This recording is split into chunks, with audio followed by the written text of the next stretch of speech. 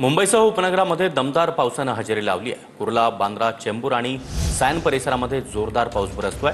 राज्याच्या अनेक भागात पावसानं हजेरी लावलेली आहे आणि आता मुंबईसह उपनगरात देखील दमदार पावसाला सुरुवात झाली आहे। यामध्ये कुर्ला, बांद्रा, चेंबूर आणि सायन या परिसरामध्ये देखील जोरदार पाऊस बरसतोय।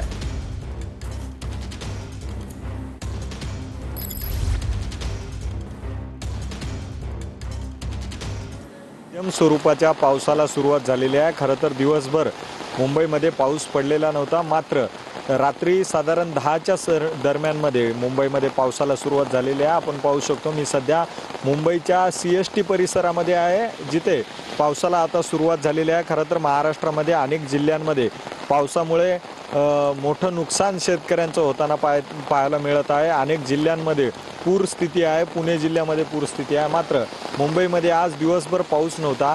रात्री 10च्या दरम्यानमध्ये पावसाला सुरुवात झालेली आहे। खरं तर यावर्षी मॉन्सून जो आहे तो लवकरच आगमन करणार असं हवामान विभागानं वर्तवलं होतं आणि त्याचं स्वरूप आपण बघतोय मुंबईमध्ये।